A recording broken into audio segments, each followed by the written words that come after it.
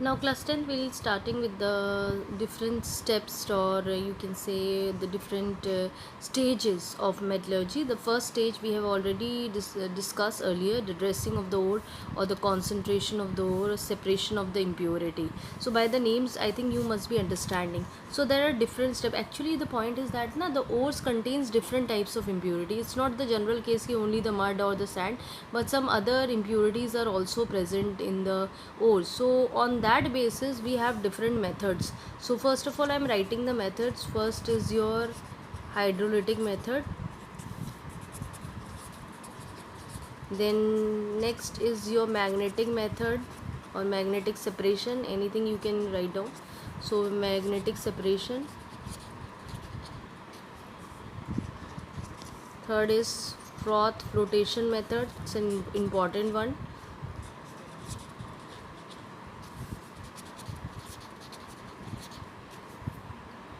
And next is your chemical method. So in our course you'll see the chemical method in your metallurgy of your aluminium, but all these methods are important. So let's focus on them one by one. We have the diagrams also. Basically these methods are very helpful to remove the impurities or the ganj from the ores, है ना. हमें पता है ना, ore is always holding the ganj or the matrix or the impurity, that you know. So what we are doing, we are just removing this basically this particular ore is an impure ore. So in these methods you are changing this impure ore to a pure ore. So either of the methods you should know, because these ores हमने इतने different names लिखे हैं. Why we are writing different names? Because all these processes are different, and these different methods are applied on different types of ores, because ores have their own characteristics. भाई अब common sense वाली बात है. Suppose certain ore is magnetic ore, है ना, तो उसको आप वाटर से तो नहीं धो पाओगे ना, कि आप वाटर से वॉश कर लो और इम्प्योरिटी निकाल दो. क्योंकि if you are washing the magnetic ore, basically जैसे आयरन के ओर्स होते हैं, अगर आप उसको पानी से धो दोगे तो क्या हो जाएगा, उसमें रस्ट लग जाएगा. So that's why there are different methods given for us to remove the impurities from the ores. It's depend on the nature of the ore, कैसा ओर है आपका. So let's start one by one. We will discuss them one by one. I will draw the diagram and then I will discuss them. So let's start with the hydrolytic method first. मैंने पूरा नाम नहीं लिखा, ये ऊपर का portion है, ठीक है, प्योर. और नाउ लेट्स कम, ये एक डायग्राम मैंने बनाया रखा है. ये कैसा भी डायग्राम बन सकता है. It's just like a staircase, ठीक है, जैसे आपका स्टेयर्स होते हैं ना, आप स्टेयर्स को देखते हो ना, स्टेयर्स आपकी ज़्यादातर इस तरह की होती हैं, ठीक है. It's just like that only. So what is happening, you are applying the water from here, a flow of water is been there. तो आप बेसिकली क्या करोगे, ओर लोगे. ओर शुड बी इम्प्योर, है ना, क्योंकि मेथड ही ये है कि इम्प्योर ओर को आप प्योर ओर में कन्वर्ट करोगे. So what you are adding the impure ore. तो ओर भी आप यहाँ डाल दोगे, ठीक है. अब सपोज करो आपने यहाँ पे ओर भी अपना डाल दी, ऊपर से बहुत फ्लो से, बहुत स्पीड से water is also flowing. So what will happen, the ore is containing the impurities also. अब देखो ये वाटर का कंडीशनिंग, यहाँ दो वर्ड्स आ रहे हैं, डेंसर एंड लाइटर. जो गैंज होता है, जो इम्प्योरिटी है बेसिकली, वो लाइटर होती है. जब आप पानी का फ्लो ऊपर से डालोगे कस के, तो जो भारी चीज़ें होंगी वो ऊपर ही रह जाएंगी, लेकिन जो लाइटर होगा, वो जो लाइट होगा आपका, वो चीज़ क्या होगी, वाटर के फ्लो के साथ नीचे आ जाएगी. वही कंडीशन हो रही है यहाँ पे, कि जब आप वाटर फ्लो डाल रहे हो तो ओर के पार्टिकल्स भारी हैं ना, दे आर डेंसर, तो दे भी यहाँ पे गैप्स होते हैं, वो उसी में रह जाते हैं. और वाटर के फ्लो के साथ जो इम्प्योरिटी है वो पानी के साथ नीचे आ जाती है, क्योंकि वो लाइटर है.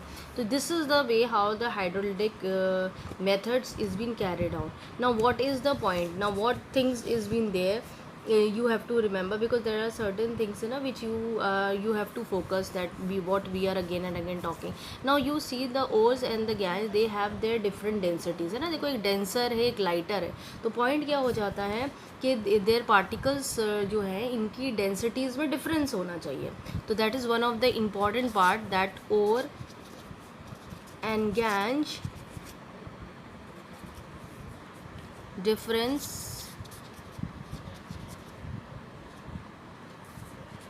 इन डेंसिटी ऑफ पार्टिकल, है ना. जो हमने इतना समझाया उसको थोड़ा हमें समझना भी पड़ेगा कि हम क्या कहना मांग रहे हैं, ठीक है. So that is the point. So density of the particle is difference, ये डिफरेंट होती है ना. तो ये थोड़ा सा ध्यान दे के चलना है, इसमें आपको ज़्यादा इतना इशू नहीं करना है. बस थोड़ा सा आपको ध्यान, जो मैंने बताया, जो भी आप फ्लो करोगे वाटर का, वो हाई स्पीड पे होना चाहिए, जिसकी वजह से जो पार्टिकल्स हैं वो अलग अलग सेपरेट हो जाते हैं. ठीक है, हमेशा याद रखना, और जो आप लोगे वो कैसा होगा, डेंसर और पार्टिकल्स होंगे. ठीक है, और ये जो होंगे, ये जो और होंगे, ये स्लोप्स होंगे, उसी में रह जाएंगे, जबकि जो और है, और गैस जो होगा वो वाटर फ्लो के साथ वो वॉश डाउन हो जाएगा और नीचे आ जाएगा. तो this is the first method and this is your hydrolytic method. इसको हम एक नाम और भी देते हैं, जिसका नाम होता है ग्रेविटी सेपरेशन. ठीक है, so now let's focus on the next part. Now the next method is the magnetic separation और the electromagnetic process. इसका दूसरा नाम ये भी होता है कि मैग्नेटिक प्रोसेस भी इसे बोलते हैं. ठीक है, let's focus on this diagram. देखो जैसा नाम है वैसा ही है, यानी इसका मतलब यहाँ पे आपको थोड़ा ध्यान देना है दोनों कंडीशन, क्योंकि आपके पास और एंड यू हैव योर गैंज. ठीक है, अब इसमें कुछ भी हो सकता है, दो कंडीशन हो सकती है. माइट भी और आपका मैग्नेटिक हो, मैग्नेटिक और हो. ठीक है, और गैन जो हो वो आपका नॉन मैग्नेटिक हो, क्योंकि दोनों को ऑपोजिट तो लेना पड़ेगा, या मैग्नेट का इस्तेमाल है, नॉन मैग्नेटिक गैंज. या एक कंडीशन तो ये हो सकती है. दूसरी कंडीशन क्या हो सकती है, और आपका नॉन मैग्नेटिक हो जाए और गैंज कैसा हो जाए आपका मैग्नेटिक, क्योंकि दोनों ही इसमें एप्लीकेबल है, कोई इशू नहीं है. So this part you have to understand. Now let's see by means of the diagram. I am showing you the diagram. Now this is the case of your diagram, that is the electromagnetic process में एक diagram है. यहाँ ऊपर एक ऊपर container लगा होता है basically, and this container is being used to put your ore or powder, but the ore should be clean and in a powder form, तभी ये आएगा. नीचे you are seeing there are two wheels is being given and these are the magnetic wheels. ठीक है, ये magnet की होती हैं और इस पर एक रबर लगा होता है, जिसकी वजह से ये मूव करता है. ठीक है, ताकि कि दोनों व्हील्स को एक साथ मूव करें. तो मूवमेंट देख रहे हो. ठीक है, अब इसमें जो ये व्हील लगे होते हैं, ये देख रहे हो, ये मैग्नेटिक व्हील्स हैं आपके, इलेक्ट्रोमैग्नेटिक व्हील हैं, और नीचे दो कंटेनर्स होते हैं. दोनों कंटेनर्स के लिए, क्योंकि आपका जो ओर है उसमें सपोज करो we are taking that ore should be magnetic and your gangue should be non magnetic, हम ऐसा लेके चल रहे हैं. ठीक है, अब हमने ऊपर से पाउडर फॉर्म में ओर को डाला, और ये मशीन इलेक्ट्रिसिटी से कनेक्टेड होती है, ये अपने आप मूव करेगी, आपको मूव करने की ज़रूरत नहीं है. अब ऊपर बेल्ट लगा है, सपोज करो रबर का बेल्ट लगा हुआ है, आपने ऊपर से ओर डाला, ये मूव, जैसे से ये मूव करेगी तो ये भी पार्टिकल्स मूव करेंगे. अब जो पार्टिकल्स मैग्नेटिक हैं इन नेचर, वो तो इस बेल्ट में क्या हो जाएंगे, अटैच्ड हो जाएंगे, है ना. ठीक है, वो चिपके रहेंगे. लेकिन जो नॉन मैग्नेटिक हैं वो तो जैसे से ये मूव करेगा व्हील्स, तो वो नीचे गिरते जाएंगे. यही तो हो रहा है यहाँ पर. तो आपने देखा ना, दो, ये थोड़ा सा ध्यान से, क्योंकि बुक का फॉर्म है तो इसीलिए ऐसा लग रहा है. तो जब आप, क्योंकि यहाँ मैग्नेट लगे हुए हैं और बेल्ट है ऊपर रबर की या जिसकी भी हो, ऐसा कोई इशू नहीं है, तो ये जब मूव करेंगे तो जो मैग्नेटिक पार्टिकल्स हैं, यहाँ हमने ओर को यूज़ करा है एज अ मैग्नेटिक ओर, तो जो ओर है वो इस बेल्ट पे ही स्टिक रहेगा. बट जो नॉन मैग्नेटिक पार्टिकल यानी जो गैंज है वो नीचे गिर जाएगा. उसके बाद आप क्या करिए, जब सारे आपकी ओर ऊपर से डाल के ख़त्म हो जाए, गैंज तो नीचे आएगी, सेपरेट हो गया, उसको रिमूव कर लीजिए, और उसके बाद मशीन बंद कर दीजिए. नीचे का कंटेनर को हटा लीजिए, मशीन को बंद कर दीजिए, ऊपर से बेल्ट हटा लीजिए. जब बेल्ट आप हटा देंगे तो भैया ये भी मैग्नेट की तरह तो बिहेव करेगा नहीं, हटा लीजिए, वो भी नीचे पार्टिकल्स आप कलेक्ट कर सकते हैं. तो this way you can collect magnetic है ना, नॉन मैग्नेटिक पार्टिकल्स. तो I think this much is been clear to you. But हमेशा याद रखना, जब भी आप ओर लो, it should be properly clean, finally crushed in a powder form, तभी आप इस्तेमाल करें. वरना देखो, आप बड़े बड़े पीसेस डालोगे तो कहाँ ये काम कर पाएगा. तो ये एक इंपॉर्टेंट केस है. ठीक है, now let's focus on the next method. Now next set is froth flotation method. देखो इसमें भी gangue and ores are been there and this is been done by preferential wetting. Fine, water की इसमें ज़रूरत होती है. इसमें थोड़ा सा ध्यान देना है कि और जो आप यूज़ करते हो that is been wetted by oil. देखो यहाँ पे वेटिंग की कंडीशन है, और इस मेथड में आप ऑयल और वाटर का इस्तेमाल करते हैं. और जो होता है वो ऑयल से वेटेड हो जाता है और फॉर्म बना लेता है, और गैंज जो होता है वो वाटर से वेट होता है. Let's see it with the, क्योंकि जो लिखा है वो समझ में नहीं आएगा. When you see the diagram then you can understand what I mean. बस आपको याद रखना है कि और जो है वो ऑयल के साथ वेटेड होगा, गैंज जो होगा, जो इम्प्योरिटी है वो पानी में आपकी सेटल डाउन हो जाएगी, वो पानी में नीचे बैठ जाएगी. तो लेट्स फोकस ऑन इट. और this is your diagram I took from your book only. ये देखिए, ये कंटेनर है. इस कंटेनर में I am putting oil as well as water, right. You know when you add water and oil together, जो oil होता है वो ऊपर रहता है, वाटर जो होता है नीचे रहता है. ये तो सभी को अपने घर में मालूम ही होगा. Now over here the air, there is a pipeline is been pass through which your air is been passed. ठीक है, एयर हाई प्रेशर से पास करेंगे ताकि आपको झाग मिल सके. फॉर्म मिलता है ना हमें, जो साबुन से नहाते हैं जैसे, वैसी चीज़ें हैं. ठीक है, अब क्या होता है कि आपने ओर को पाउडरली फॉर्म या क्रश फॉर्म करके ऊपर से डाल दिया नीचे. जब आप नीचे डाल दोगे तो बेसिकली क्या होगा, ये भाई ऑयल और वाटर दोनों मिले हुए हैं. तो भाई अभी आपने पीछे देखा है कि जो ओर है वो ऑयल के साथ रिएक्ट करता है, मतलब बेसिकली उससे वेटेड होता है, जबकि गैंज जो है वो वाटर से. तो गैंज जो, जब ये दोनों मिक्स करोगे, आप ओर डालोगे, ओर के अंदर ऑलरेडी इम्प्योरिटी भी मौजूद है and it is containing the your ore also. तो ओर बेसिकली ऑयल से वेट हो जाएगा, गैंज होगा वो पानी से वेट होके नीचे बैठ जाएगा. देखो नीचे सारा गैंज बैठा हुआ है ना, भारी होगा, नीचे सेटल्ड हो जाएगा. ठीक है, अब जो ओर है, तुम यहाँ से एयर पास करोगे, जो एयर पास करोगे तो पानी और वाटर जब मिलेंगे ना तो वो झाग बनाएंगे, फॉर्म बनाएंगे.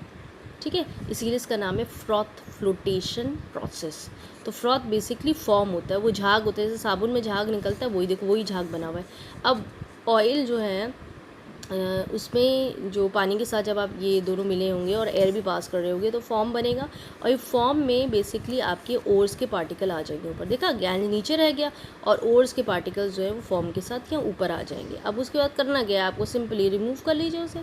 जब आप रिमूव कर लीजिए, उसको सुखा लीजिए, पोंछ लीजिए, और आपको और पार्टिकल्स मिल जाएंगे, और गैंज तो नीचे हो ही गया है. ठीक है, ये थोड़ा सा ध्यान देना कि when you are doing it. और घर में भी कर सकते हो आप, थोड़ा सा पानी और वो ले और हाथ में करो, क्योंकि देखो हमारे पास इतने हाई फाई मशीनरीज नहीं होंगी घर में, लेकिन अगर आप देखोगे पानी और ऑयल को मिलाओगे, खूब हाथ से उसको मिलाओगे पाम में रख के अपना यहाँ पे, तो वो वाइट वाइट कलर का आपका झाग बनाने लगेगा. This thing you must have seen in your house also.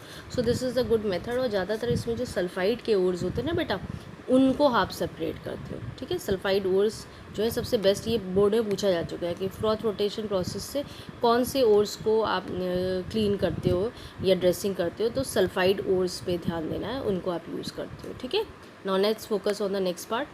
Now next method by means of chemical method. Chemical method का मतलब कुछ नहीं होता है, जो ओर होता है आप बेसिकली उसे किसी भी केमिकल रिएजेंट के साथ रिएक्ट कर देते हैं. ठीक है, कोई भी केमिकल रिएजेंट, वो डिपेंड करेगा आपका ओर कैसा है. तो उससे क्या हो जाता है कि आपकी चीज़ें अलग हो जाती हैं, और अलग आपको मिलता है, और ज्ञान जो है वो आपका अलग मिलता है. बहुत ज़्यादा केमिकल, जैसे कि आप एक एग्जांपल अभी आगे भी पढ़ोगे, जैसे एल्यूमिनियम की मेटलर्जी जब पढ़ोगे तो उसमें हम NaOH का यूज़ करते हैं. ठीक है, we are using NaOH as a chemical to remove it. ठीक है, तो ये मेरी बात समझिए, जनरल है, इसमें कोई ऐसा इशू नहीं है. तो आप कोई भी केमिकल यूज़ कर सकते हो, जैसे हमने NaOH यूज़ करा है, और हम ये एक्सट्रैक्शन ऑफ एल्यूमिनियम में पढ़ेंगे. ठीक है, ये कंडीशन होती है. तो extraction of aluminium in bread process में आप इसे यूज़ कर सकते हो. Now these are the different methods which you have seen to separate the impurities from your ores. Now the next method is the, जो नेक्स्ट स्टेप है basically, या next stage जो आती है मेटलर्जी की, वो conversion of concentrated ore to its oxide. ठीक है, तो आप पीछे ओर को ड्रेस करके आ चुके हो, साफ़ करके आ चुके हो. ठीक है, तो आप इसको आप आराम से इसको ऑक्साइड में कैसे कन्वर्ट करोगे, इसके लिए दो मेथड्स यूज़ करेंगे. बोर्ड में बहुत पूछा जाता है. एक तो आपका रोस्टिंग होता है और एक आपका कैल्सिनेशन होता है. These two method is been use.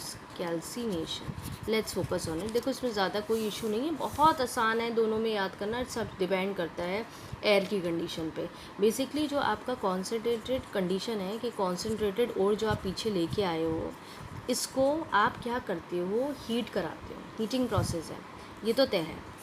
ठीक है, इसको आप हीटिंग कराते हो, इसको भी हीटिंग करा रहे हो, इसको भी, है ना. मैं एक जनरल आइडिया बताऊँ. एक हीटिंग होती है present of oxygen, in presence of excess of oxygen, और दूसरी हीटिंग जो होती है इन एब्सेंस ऑफ ऑक्सीजन, या एयर कह दो, या फिर लिमिटेड, बहुत कम अमाउंट में, लिमिटेड सप्लाई ऑफ एयर. ठीक है बेटा. ये दो कंडीशन होती हैं कि आपने जो पीछे कॉन्सेंट्रेटेड और जो आपने अभी ड्रेसिंग करवा के लाए थे और तो आपको कॉन्सेंट्रेटेड और मिल गया। अभी कॉन्सेंट्रेटेड और जो है आपने इसको आपको हीटेड करना है। हीटेड करना है या तो ऑक्सीजन की प्रेजेंस पे करिए, ठीक है, लेकिन कंडीशन क्या है, दोनों कंडीशन में हाई टेम्परेचर आपका आप यूज़ करते हो, उसमें कोई इशू नहीं है, लेकिन टेम्परेचर जो भी आप यूज़ करोगे उसको भी मैं डिटेल में बताऊँ। मैं अभी जनरल बता रही हूँ कि हीट करोगे ऑक्सीजन की प्रेजेंस, जब ऑक्सीजन की मात्रा एक्सेस में हो, एयर की प्रेजेंस एक्सेस में हो, और हीटिंग जो हो जाए एक दूसरी कंडीशन है इन एब्सेंस ऑफ ऑक्सीजन। तो इस कंडीशन में दो अलग फिनोमेना मिलते हैं। जब एक्सेस ऑफ ऑक्सीजन होता है तो रोस्टिंग करना, वैसे भी कैसे याद करोगे, कंफ्यूज होने की ज़रूरत नहीं। घर में आप हमेशा, अगर आप नॉन वेजिटेरियन हैं तो आप रोस्टेड चिकन बनाते हैं, अगर वेजिटेरियन है तो आप रोस्ट करते हैं अपने पनीर वगैरह को, तो आप उसमें किसकी ज़रूरत होती है, आपको ऑक्सीजन की ज़रूरत होती है, उससे याद रखना, क्योंकि बच्चे कंफ्यूज हो जाते हैं। तो air is very important in roasting, ठीक है। तो और जो दूसरा होता है जिसमें लिमिटेड अमाउंट ऑफ एयर होता है या एब्सेंट ऑफ एयर होता है, उस कंडीशन को हम बोलते हैं कैल्सिनेशन, ठीक है। Now let's come to this parts to understand more clearly about the roasting and the calcination part. तो रोस्टिंग में बेसिकली आप क्या करते हो, आप कोई भी जैसे अपना ओर लेते हो जिसमें आप उसको, आप क्या चाह रहे हो, आप चाह रहे हो कि आपका जो ओर है वो बेसिकली एक ऑक्साइड में कन्वर्ट हो जाए, मतलब रिज़ल्ट दोनों का ही ऑक्साइड है। लेकिन आप ये रोस्टिंग में भी ध्यान रहना, कैल्सिनेशन में भी आ रहना है, जो भी आपने जो अपना कॉन्सेंट्रेटेड, क्योंकि अब तो कॉन्सेंट्रेटेड हो गया है ना, कॉन्सेंट्रेटेड और जो आपने लिया है, आप इनमें से जब एप्लीकेशन कराओगे तो वो ऑक्साइड में कन्वर्ट हो जाएगा, ठीक है। अब कंडीशन होती है रोस्टिंग की बातें, इसमें ध्यान से देखना। रोस्टिंग में पहली चीज़ होती है जो ओर होता है आपका, जो कॉन्सेंट्रेटेड ओर है आपका, ठीक है, इज़ नॉट अ ऑक्साइड, ठीक है। वो पहले से ही ना ऑक्साइड होता है ना कार्बोनेट होता है, ऐसी कोई चीज़ नहीं होती है। तो ऐसे ओरों को आपको चुनना होता है। जैसे फॉर एग्जांपल जिंक सल्फाइड हो गया, इसमें ऑक्सीजन पहले से नहीं है, ठीक है। आपका आयरन सल्फाइड की केस में देख लीजिए आप, तो ये क्या पहले से आपका ओर है, नहीं है, ठीक है। तो ज़्यादातर रोस्टिंग में आप जो ये ओर्स यूज़ करते हैं वो आपके सल्फाइड ओर्स होते हैं, क्योंकि इन लोग के पास ऑक्सीजन नहीं है, तभी आपने क्या करा है, इसको ज़्यादा अमाउंट ऑफ एयर से रिएक्ट करा। अब चलिए एक एग्जाम्पल ले लेते हैं जिंक सल्फाइड का। जिंक सल्फाइड को जब एक्सेस ऑफ ऑक्सीजन के साथ आप रिएक्ट कराते हैं तो वो ऑक्साइड में कन्वर्ट हो जाता है ना, क्योंकि आप क्या कर रहे हो, कॉन्सेंट्रेटेड ओर को ऑक्साइड में कन्वर्ट करें, तो ये आपका जिंक ऑक्साइड में कन्वर्ट हो जाएगा, साथ में आपको SO2 गैस रिलीज़ कर देगा, ठीक है। ये गैस निकल जाएगी। बैलेंस करने के लिए चलो हम लगाते हैं यहाँ 2, यहाँ पे भी 2, यहाँ 2 नहीं लगेगा, यहाँ 2 लगेगा, और यहाँ पे भी 2 लगेगा। अब ये आपका हो गया, इधर चेंज हो जाएगा, यहाँ लगेगा 3, क्योंकि 3 ऑक्सीजन के एटम्स आपके हैं, 6 हैं टोटल, तो यहाँ 3 2 से 6 हो जाएगा।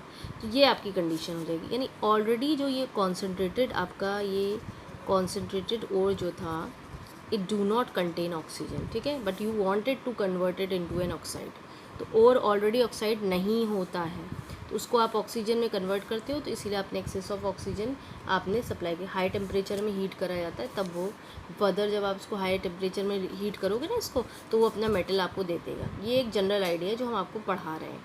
Now let's come to the calcination part. Now calcination में प्लीज़ रिमेंबर, जो कॉन्सेंट्रेटेड ओर होता है, इसमें भी कहानी तो वही है, कॉन्सेंट्रेटेड ओर है, उसको तुम किस में कन्वर्ट करोगे, ऑक्साइड में, ठीक है। ऑलरेडी ये जो ओर्स होते हैं, जो कॉन्सेंट्रेटेड ओर्स होते हैं कैल्सिनेशन, उनके पास ऑक्सीजन पहले से ही होता है, किसी भी फॉर्म में हो सकता है। ज़्यादातर इसमें जो ओर्स हम लोग यूज़ करते हैं वो जैसे कार्बोनेट्स के ओर्स होते हैं, ठीक है, कार्बोनेट्स ओर होते हैं, या फिर हाँ कार्बोनेट या बाइकार्बोनेट्स ओर, कुछ भी आप यूज़ कर सकते हो, बाइकार्बोनेट्स ओर, ठीक है। इनमें ऑलरेडी ऑक्सीजन आपका होता है। वही सल्फेट्स के ओर हो सकते हैं, सल्फाइड्स के ओर हो सकते हैं। तो चलो हम लोग एक स्टार्ट करके चलते हैं। तो कंडीशन तो यही है कि ये एब्सेंस ऑफ एयर के कंडीशन में होता है। क्यों? क्योंकि ऑलरेडी इनके पास ऑक्सीजन है, तो कोई इशू नहीं है। सपोज़ करो तुमने कोई कार्बोनेट का ओर लिया, सपोज़ करो हमने जिंक कार्बोनेट यूज़ करा, ठीक है, जिंक कार्बोनेट है। अब इसको तो तुम्हें कुछ इशू करना ही नहीं है भाई, इसमें ऑलरेडी ऑक्सीजन है, बस तुम्हें क्या करना है, इसको एक टेम्परेचर पे एब्सेंट ऑफ एयर में आपको हीट करना है। हीटिंग तो रिक्वायर्ड ही है इस प्रोसेस के लिए। हीट करोगे तो ये किसमें कन्वर्ट, ऑक्साइड में बनाना है। देखो रिजल्ट क्या बनना चाहिए, ऑक्साइड, तो ये ZNO plus CO2 gas is been released. तो this case is been form. तो क्या हुआ, ऑलरेडी ओर के पास ऑक्सीजन मौजूद था, उसने क्या कर लिया, कन्वर्ट को अपना जिंक ऑक्साइड बना लिया, है ना, और गैस जो उसमें निकल सकती थी वो निकल गई इसमें। तो बेसिकली आपको ये थोड़ा सा ध्यान देना है, एब्सेंट ऑफ एयर करना है, हीटिंग ज़रूरी है इसमें, टेम्परेचर जो आपको याद रखना है इसमें, देखो थोड़ा सा फ़र्क है। ये प्रोसेस जो हीटिंग आप कॉन्सेंट्रेटेड और कर रहे हो लिमिटेड अमाउंट ऑफ एयर में या एब्सेंट ऑफ एयर में, the temperature should be just below its melting point and not sufficient to melt the ore. So these things you have to understand and these things are there. और एक थोड़ा सा ध्यान दे लेना बेटा, जैसे कभी का जो ओर से जैसे जिंक ऑक्साइड है, जब ऐसी कंडीशन तुम करोगे, इससे जो तुम हीट करो ना इसको जिंक कार्बन, ये एक रीजनिंग का क्वेश्चन आता है बोर्ड में आ गया। तो ये जो जिंक ऑक्साइड बना है क्लास 9th में भी था, इसका एक स्पेसिफिक कलर होता है। ये बेसिकली जब ये गर्म, क्योंकि जब तुम जिंक कार्बोनेट को गर्म करोगे तो ये जिंक ऑक्साइड बनेगा, तो ये भी गर्म होगा। तो जब ये हॉट कंडीशन पर है तो इसका कलर जो होता है वो येलो होता है, लेकिन बाद में ये ठंडा हो जाएगा। तो जब ये कोल्ड कंडीशन में आएगा तो जिंक ऑक्साइड वाइट कलर का होता है। जिंक ऑक्साइड हम लोग को जो मिलता है मार्केट से वाइट कलर का, क्योंकि वो ठंडा हो चुका होता है। लेकिन जब वो बना होता है तब वो हॉट कंडीशन में होता है तो वो येलो कलर का शो करता है। तो that is very important, you have to remember. I think the second step is clear to you, both that steps. Now let's come to the third step, reduction part. Now the next step is reduction of the metallic oxide to its metal. आपने सब देख लिया, अब जो third step आपका बचा उसमें आपने क्या करा है कि आप मेटालिक ऑक्साइड जो पीछे आपने बनाया ना, आपको मिल चुका है मेटालिक ऑक्साइड, अब उसमें आप कन्वर्ट करेंगे उसको मेटल में। ठीक है, मेटल जो आपको मिलेगा याद रखिए वो आपको इम्प्योर होगा, it is not pure. So this is the case. Now for the reduction part, it is very important that you have to learn the activity series of metal, है ना। एक्टिविटी सीरीज जो class 9 में पढ़ी है हमने, 10th में भी कई बार देख चुके हैं। तो उस एक्टिविटी सीरीज़ को बहुत ध्यान से देख के चलना, क्योंकि कुछ रूल छुपे होते हैं, है ना। तो उसकी मैं आपको लेके चलती हूँ। Now this is from your book, this is the activity series, it is written, you can see it। तो ये आपकी एक्टिविटी सीरीज़ है। H जहाँ दिख रहा है वो हाइड्रोजन है, वो इंटरमीडिएट है। उसके नीचे आपके मेटल्स आ रहे हैं, उससे ऊपर काफ़ी रिएक्टिव होते हैं, नीचे वाले लेस रिएक्टिव होते हैं। ठीक है, अब आपको देखो इसमें सब अरेंज दिए रखे हैं ना, इनको अलग अलग रेंज कलर्स में दिया रखा है। एक्टिविटी सीरीज़ में थोड़ा ध्यान देना कि ये जो पूरी एक्टिविटी सीरीज़ डिज़ाइन करी गई है ये मेटल्स की है पूरी, क्योंकि सब मेटल दिख रहे हैं। ठीक है, ये decreasing order of the reactivity है। जो पोटेशियम है वो हाईली रिएक्टिव है, इसलिए टॉप पोस्ट में रखा गया है, और नीचे जो सिल्वर है वो लेस रिएक्टिव है, इसीलिए उसे नीचे रखा गया है। ठीक है, कुछ पॉइंट्स हैं, अगर आप इसको ध्यान दो, इनको लेके चलना है आपको। Metals at the top of the series is most easily oxidises. ठीक है, बहुत ईजिली ऑक्सीडाइज, यानी पोटेशियम जो है वो बहुत आसानी से ऑक्सीडाइज हो जाएगा, वो अपने बैलेंस इलेक्ट्रॉन्स आपको दे देगा। ठीक है, और इसीलिए वो क्या हो जाएगा, जल्दी इलेक्ट्रोपॉजिटिव भी बनेगा। भाई पॉजिटिव साइन होता है ना, मैं बताऊँगी, इसमें ज़्यादा रिएक्टिव भी होता है। ठीक है, and can displace the metal below from its salt solution. Let's come to this point जो ये दिए रखे हैं। Now they say about the potassium. Potassium सबसे टॉप मोस्ट में रखा हुआ था ना, वो बहुत ईजिली इलेक्ट्रॉन को लूज़ कर देता है। लूज़ करने के बाद वो अपना आराम से केटाइन बना लेता है, यानी ये बहुत ईजिली ऑक्सीडाइज हो जाता है ना। इट इज़, मैं पॉइंट्स लिख दे रही हूँ, it is potassium is easily oxidise. ठीक है, पहला पॉइंट आपका आ गया। दूसरा, इस पर पॉजिटिव चार्ज चढ़ जाता है तो ये क्या बन गया है, इलेक्ट्रोपॉजिटिव। ठीक है, जिसकी वजह से ये क्या हो गया है, रिएक्टिव भी हो गया है, मोस्ट रिएक्टिव भी बन गया है ना। अब पोटेशियम क्योंकि टॉप मोस्ट में है तो जो भी उसके नीचे आएंगे उसको ईजिली डिस्प्लेस करे। डिस्प्लेसमेंट के रिएक्शन पढ़े थे ना, can displace the metal below from its salt solution. चलो एक एग्जाम्पल हम लोग देख ही लेते हैं। अब सपोज करो हमारे पास एक रिएक्शन है, ZnSO4 रिएक्ट्स विथ कॉपर। ठीक है, ठीक है, और दूसरा रिएक्शन है Zn+USO4। ठीक है, अब ध्यान दो दोनों रिएक्शन में कॉपर और जिंक की कंडीशन यहाँ देखो और यहाँ देखो। ठीक है, जिंक इलेक्ट्रोकेमिकल सीरीज़ जो है आपकी, ये जो मेटल एक्टिविटी सीरीज़ है, इस सीरीज़ में जिंक कॉपर से ऊपर आता है। तुम्हें लगता है कि कॉपर जिंक को डिस्प्लेस कर देगा? नहीं कर पाएगा, क्योंकि ये एक्टिविटी सीरीज़ में छोटा है। लेकिन जिंक क्या है, वो कॉपर से ऊपर आ रहा है ना, कॉपर नीचे आता है काफ़ी और जिंक उससे बहुत ऊपर आता है, तो ये रिएक्शन नहीं कैरी करेगा। जबकि ये रिएक्शन क्या हो जाएगा, ये हट के ZnSO4 प्लस ये कॉपर को अलग निकाल देगा। ठीक है। तो ये रिएक्शंस पे थोड़ा सा ध्यान देना पड़ता है कि ये आपका रिडक्शन का केस होता है और आपको भी रिडक्शन ही तो हो रहा है कि वो रिड्यूस हो जा रहा है, और वो आराम से क्या करता है कि आप आराम से ये चीज़ देख सकते हैं कि एक्टिविटी सीरीज़ पे कैसे ये सब चीज़ें इन्वॉल्व हो रही हैं और किस तरह से ये अपना कंपाउंड्स बना रहे हैं। तो ये हम ये रिएक्शन क्योंकि डिस्प्लेसमेंट में हम देख चुके थे, तो क्योंकि ये हाईली ज़्यादा ऊंची पोजीशन में आ रहा है एक्टिविटी सीरीज में, तो ये कॉपर को रिप्लेस कर सकता है और उसके सोल्यूशन से, जो लाइन कह रही है ना, उसके सॉल्ट सोल्यूशन से उसको डिस्प्लेस कर सकता है। ऐसे ही अगर सपोज़ करो कॉपर है, ठीक है, कॉपर है और अगर सिल्वर नाइट्रेट का सोल्यूशन दिया है, एक ये रिएक्शन है, एक सिल्वर दिया रखा है और कॉपर नाइट्रेट दिया रखा है, ठीक है। अब ये कंडीशन, इसको अगर आप देख के चलो तो सिल्वर कॉपर से नीचे आता है, तो ये रिएक्शन नहीं अकम्प्लिश होगा, ठीक है।